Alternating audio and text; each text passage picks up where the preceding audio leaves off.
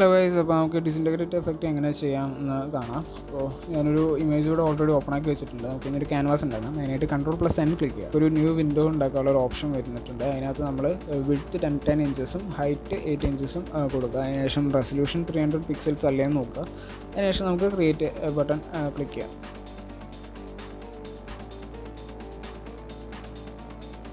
ഇപ്പോൾ നമുക്ക് ഒരു പുതിയ വിൻഡോ ക്രിയേറ്റ് ആയിട്ടുണ്ട്. അപ്പോൾ നമുക്ക് ഈ ഒബ്ജക്റ്റിനെ എടുത്തിട്ട് ആ വിൻഡോയിലോട്ട് ഡ്രാഗ് ചെയ്തിടാം.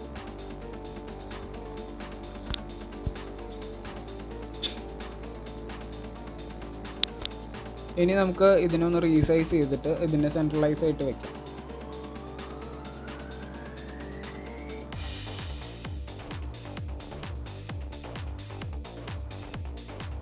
സെൻട്രലൈസ് ആയി വെച്ചതിന് ശേഷം നമുക്ക് ബാക്ക്ഗ്രൗണ്ട് ലെയറും ഒബ്ജക്റ്റ് ലെയറും തമ്മിൽ മെർജ് ചെയ്യാം. അതിനായിട്ട് റൈറ്റ് ബട്ടൺ ക്ലിക്ക് ചെയ്ത് മെർജ് ലെയേഴ്സ് എന്ന് പറയുന്ന ഓപ്ഷൻ ക്ലിക്ക് ചെയ്യാം.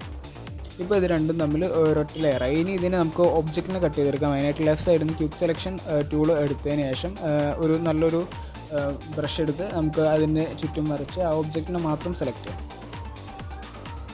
അതിനുശേഷം നമുക്ക് സെലക്ട് ആൻഡ് മാസ്ക് എന്ന് പറയുന്ന മുകളിൽ കാണുന്ന ഓപ്ഷൻ ക്ലിക്ക് ചെയ്ത് കഴിഞ്ഞിട്ട് നമുക്ക് എഡ്ജസ് ഒക്കെ ഒന്ന് റിഫൈൻ ചെയ്യാം.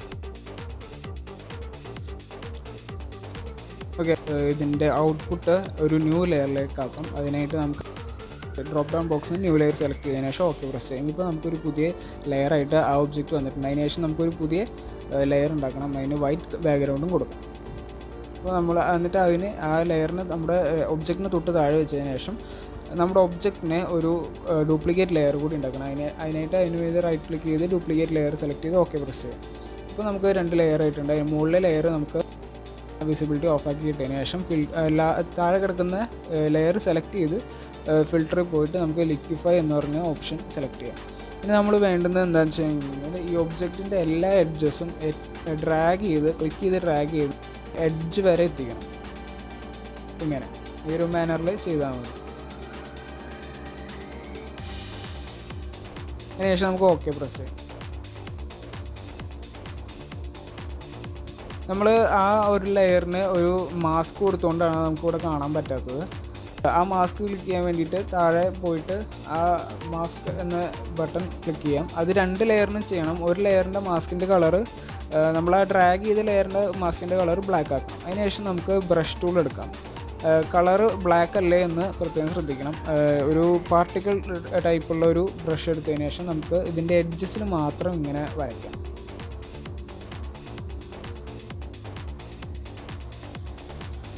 ഓക്കെ, ഇനി നമുക്ക് താഴെ കിടക്കുന്ന ലെയർ എടുത്തിട്ട് കളർ വൈറ്റ് ആക്കാം. ബ്രഷ് കളർ വൈറ്റ് ആക്കിയതിന് ശേഷം നമുക്ക് അതിനെ ഇങ്ങനെ വരച്ചു കൊടുക്കാം.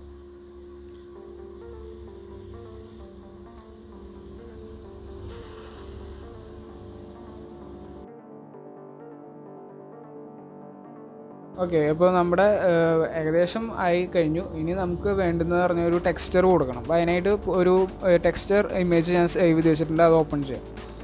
ഇനി നമുക്ക് ഈ ഒരു ഇമേജ് എടുത്തിട്ട് നമ്മുടെ വർക്ക് ഫയലിലോട്ട് ഡ്രാഗ് ചെയ്തിട്ടതിന് ശേഷം അത് ഏറ്റവും ടോപ്പിൽ ആ ലെയർ ഏറ്റവും ടോപ്പിൽ നിർത്തും.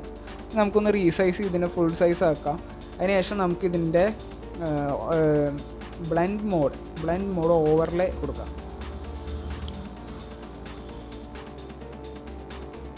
ഇതാണ് നമ്മുടെ ഫൈനൽ ഇമേജ് എന്ന് പറയുന്നത്. അപ്പോൾ ഈ വീഡിയോ നിങ്ങൾക്ക് വളരെ ഇൻഫോർമേറ്റീവ് ആയെന്ന് വിചാരിക്കുന്നു. ഈ വീഡിയോ ഇഷ്ടമായെങ്കിൽ നിങ്ങൾ ലൈക്ക് ചെയ്യുക, കമൻറ്റ് ചെയ്യുക. ഇതുപോലുള്ള കൂടുതൽ വീഡിയോസിനായിട്ട് ഈ പേജ് ഒന്ന് സബ്സ്ക്രൈബ് ചെയ്യുക. ഞാൻ ഒരുപാട് ട്യൂട്ടോറിയൽസും ടിപ്സ് ആൻഡ് ട്രിക്സും ഈ പേജിൽ പോസ്റ്റ് ചെയ്യുന്നതായിരിക്കും. അപ്പോൾ താങ്ക്സ് ഫോർ വാച്ചിങ്. ബൈ.